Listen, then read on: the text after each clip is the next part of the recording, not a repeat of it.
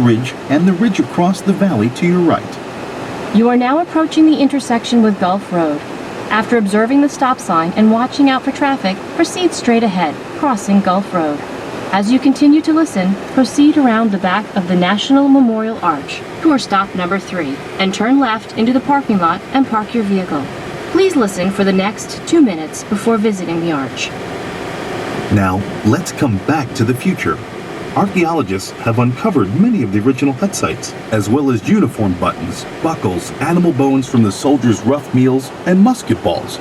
You can see some of these artifacts from the past and find out the stories they tell when you visit the museum and the Welcome Center.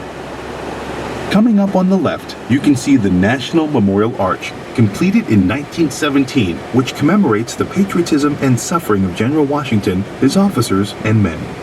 It stands as the high point of historic Gulf Road, the same route the Continental Army used when they marched into Valley Forge on December 19, 1777.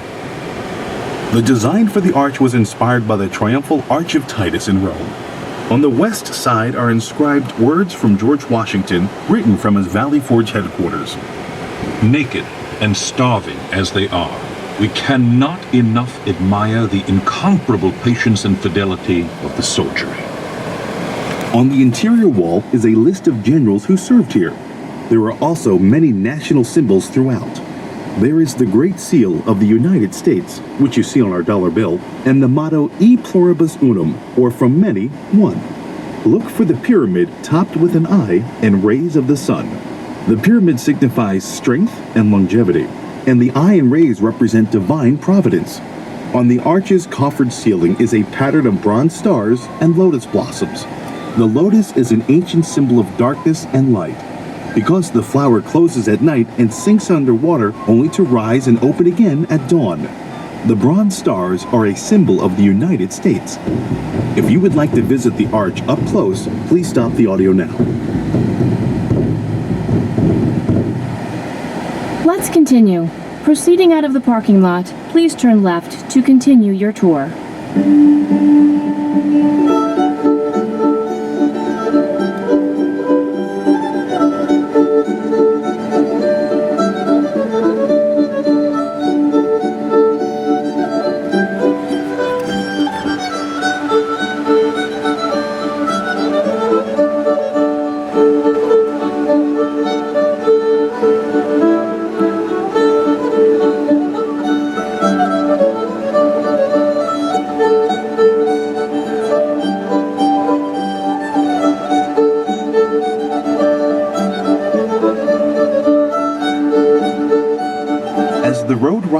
And just around the bend, you'll pass through 2 columns on each side of the road. These are the Pennsylvania columns, and they form a gateway to the area where the Pennsylvania troops were encamped. Pennsylvania sent more soldiers to Valley Forge than any other state.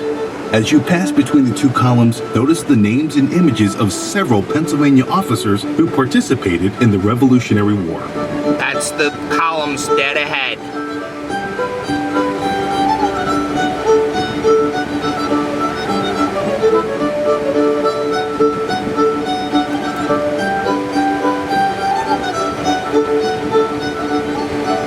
Pass by the rest area at Wayne's Woods.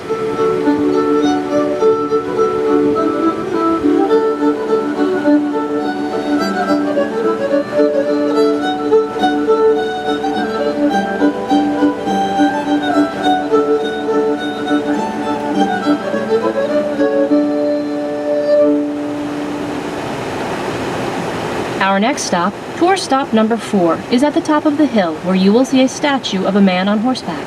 When you get to this, please turn right into the small semicircular parking area, pull over, and listen to this tour for 1 minute. This wonderful equestrian statue depicts General Mad Anthony Wayne, the commander of the Pennsylvania troops. General Wayne earned the nickname Mad due to his fiery temper and aggressive attitude. General Washington described him by noting that, "In Wayne, the spark of daring might flame into rashness, but it was better to have such a leader and occasionally cool him to caution than to forever be heeding the valor of men who feared they would singe their plumes in battle." Wayne Here it served as is. a capable and respected General officer throughout Wayne the entire statue. war.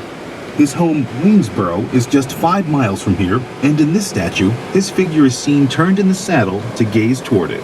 General Wayne's familiarity with this area was very useful to Washington.